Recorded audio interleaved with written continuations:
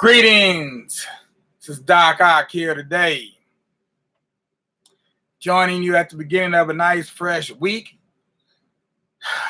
with a continuation of the chapter we were reading last week from My Life in the Bush of Ghosts by Amos Tutuola. Okay, still not saying that right, but one day I'm going to get it. I'm going to keep working on that name until I conquer it. All right, famous author from Nigeria. To begin this off, we're going to go ahead and read the proverb. When the master is absent, the frogs hop into the house. When the master is absent, the frogs hop into the house. And that's a Buganda proverb. Buganda is a group of people that live in the area that we now call Uganda, but they probably live in some other countries as well because, you know, they divided up, put the line right through the middle of the tribe, etc. So, My Life in the Bush of Ghosts, and we're continuing My Life in the Seventh Town of Ghosts, and then we're going to go into the next chapter, which is My Life with Cows. So this is the fifth chapter we're going into now. So you remember he had been turned into a cow. Let me see. Wait a minute. Was he turned into a cow? Camels used to.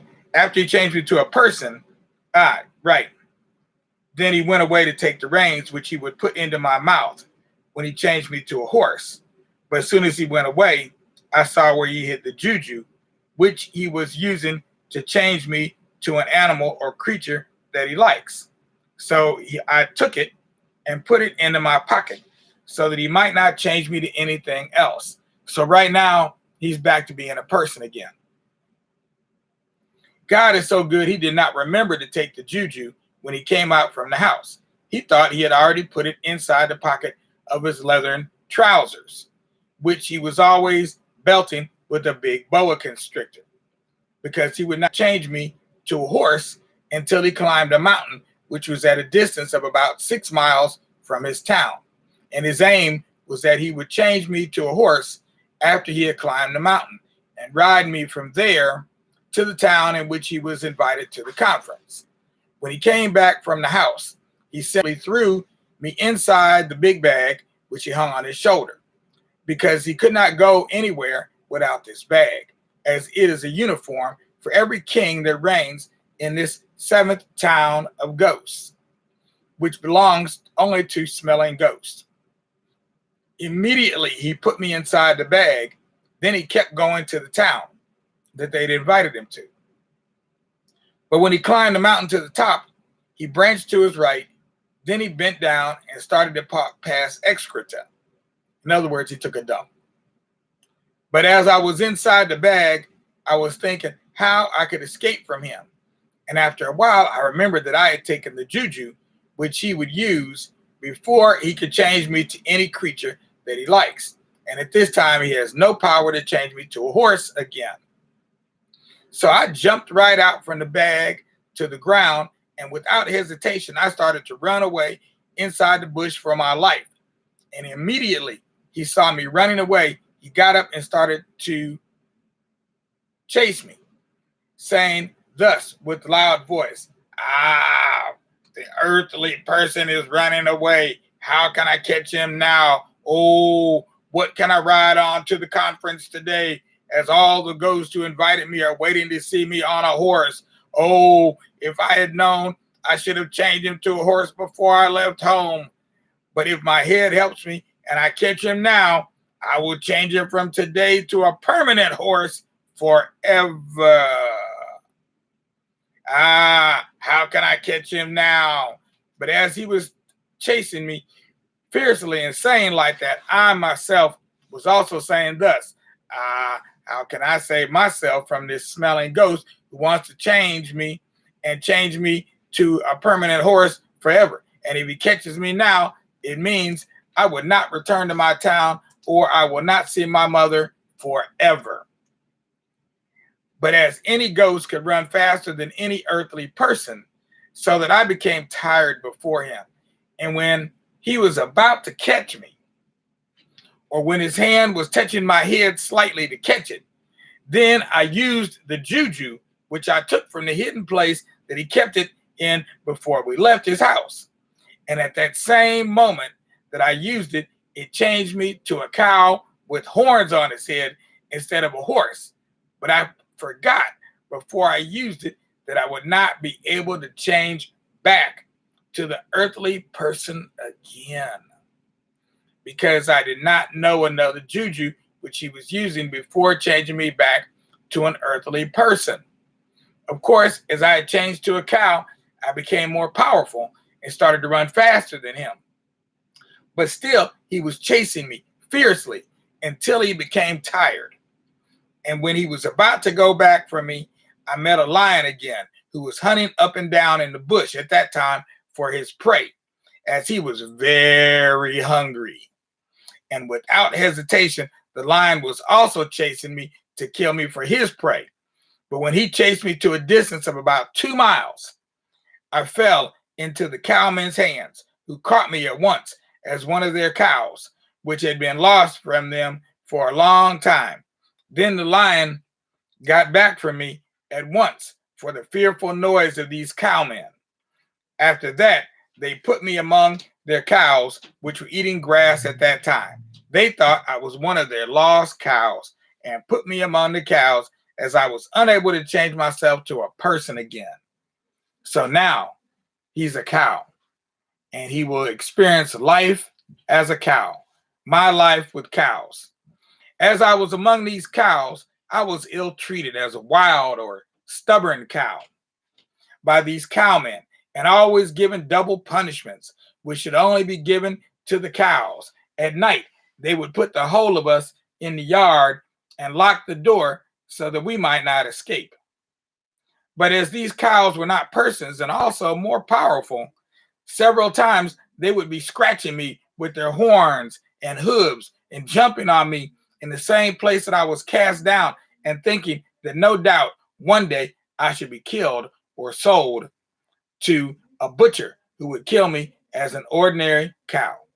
The aim of these cows was to kick or scratch me with their horns until I would stand up and be doing as they themselves were doing. They were not sleeping, resting, or tired of making fearful noises, once till the day would break, especially if the rain comes at night and starts to beat us. They would enjoy it to their satisfaction and then begin to kick themselves and dash at everything without mercy, because the yard was uncovered. Every early morning, the cowmen would come and take the whole of us to a wide pasture. And at the same time, these cows would scatter on this pasture, which was in the center of the sun, and start to eat the grasses voraciously. But I alone would cast myself down on the same place, as I could not eat the grasses because I am not a real cow. Of course, as a stream crossed the road on which we were traveling to this pasture, so I was drinking the water from it when going early in the morning and also when returning in the evening. And I was feeding only on this water as food, as I was unable to explain to these cowmen that I am not really a cow. So I was showing them in my attitude several times that I am a person. Because whenever they were roasting yams in the fire and when eating it, I would approach them and start to eat the crumbs of the yams, which were falling down by mistake from their hands. And whenever they were discussing some important matter with arguments within themselves, I would be giving signs with my head, which was showing them the right and wrong points on which they were arguing. But one day, when they noticed that I was always standing or cast down in the same place and not eating the grasses or roaming about as other cows were doing, then they started to flog me with heavy clubs and also ill-treat me as they were treating wild or stubborn cows. So I was feeling much pain, and still I was unable to eat the grasses or to be doing as other cows were doing. Their aim was that if they flogged me, I would eat the grasses and do as other cows.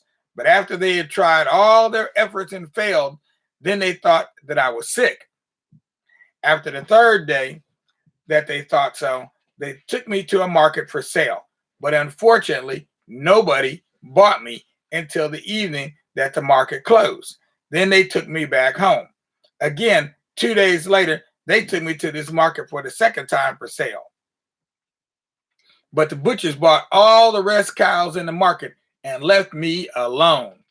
Every one of them was telling these cowmen that if they take me back home, they must kill me at once. Otherwise, I would die unexpectedly. These butchers thought that I would die very soon, as I could not do as other cows, and also was very lean for want of food, and again, from ill treatment. So when these cowmen were returning to their town in the evening with me, as no one bought me on that market day again, they were abusing and clubbing me repeatedly along the home way. They were also thinking within themselves that if they take me to the market for the third time, and if butchers refused to buy me, then they would kill me unfailingly on that day for their food, as I was not useful for them. But when the third market day arrived, I was taken to the market for the third time. Luckily, I was bought by an old woman when it was about 2:00 p.m. The reason why she bought me was that her daughter's eyes were totally blinded for a long time. And when she went to a fortune teller, she was told that she must go to the market and buy a cow and kill it for a certain god which was in her town. Then undoubtedly her daughter's eyes would see clearly as before. So when this old woman heard this from the fortune teller, then she came to the market and bought me very cheap, as I was very lean. Then she took me to her town, where she would kill me for the god of her town, as told. When she reached her house, she tied me to a pillar, which was on the front of her house. But this pillar was exposed to the sun or anything which might come down from the sky. Having tied me to this pillar, she entered into the house, and after half an hour, she brought plenty of cooked yams back to me, and I ate to my satisfaction, as it was cooked. But when it was night, she did not attempt to put me inside the house or a protected place for any dangerous creature which might attack me in the midnight. It was not yet 8:00 in the night before everybody slept in this town. And again, when it was 10:00, a heavy rain came and beat me till the morning. And also the mosquitoes, which were as big as flies, did not let me rest once till the morning. But I had no hands to be driving them away from my body, although it is only in this bush of ghosts such big mosquitoes could be found. And as I was in the rain throughout the night, I was feeling the cold, so that I was shaking together with my voice, but had no fire to warm my body. And that is the end of the 5th chapter, My Life with Cows. So tomorrow we'll read A Cola Saved Me. A cola, just like Coca-Cola. So that's the end of that particular chapter there. As you can see, I told you this was going to be an odyssey, and it is. Just like Odysseus or Ulysses and the Odyssey. And he's traveling through all these different lands. This story is a lot like that, but it's set in Africa. So the experiences are different, but the idea is the same. So just keep tuning in, keep listening. We're going to keep live streaming. When? Noon and 9. Dakak at noon and 9. That's when you can come here and check me out. I'll be back tonight at 9 for Stories with the Children. Don't forget, if you're on YouTube, click that button below, subscribe. If you're catching us on Facebook, make sure to give us a like, give us a share, show everybody that you really do care. In the meanwhile, we got to go. Peace out, without a doubt. Namaste. Have a good day.